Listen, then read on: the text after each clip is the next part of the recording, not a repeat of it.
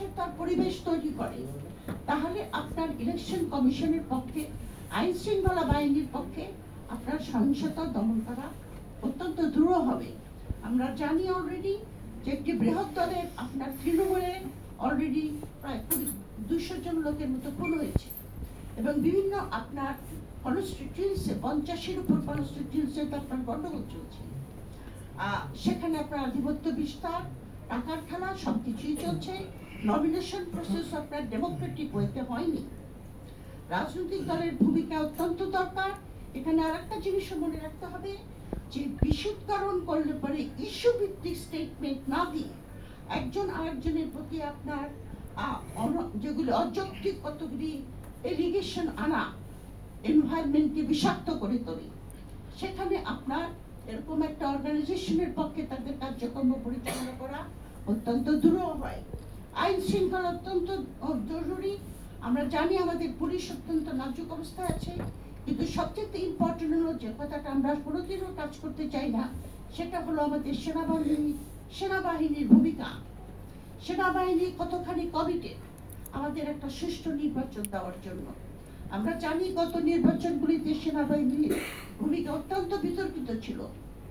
সেইখানে আমাদের তাদেরকে ম্যাজিস্ট্রেটিভ পাওয়ার দিয়ে রাখা হবে আপনার ইলেকশনের সময়।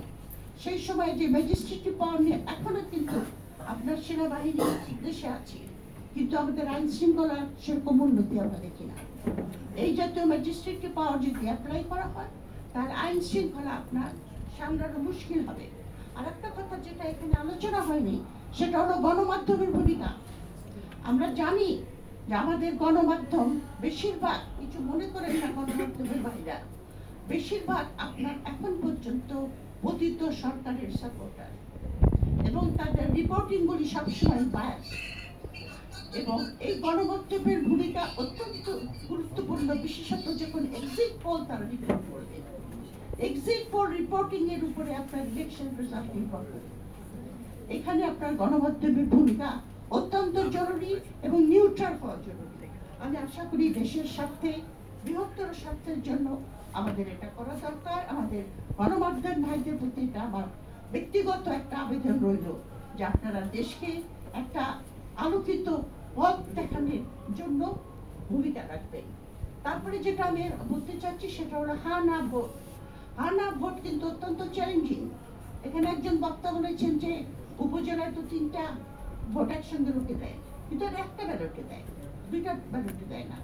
এখানে 2টা ব্যালট এবং 2টা বুথ করার চেষ্টা বলা হয়েছিল। এটা এখানে ভোটার আপনার কনফিউজ হবে, সে বিষয়ে কোনো সন্দেহ নাই।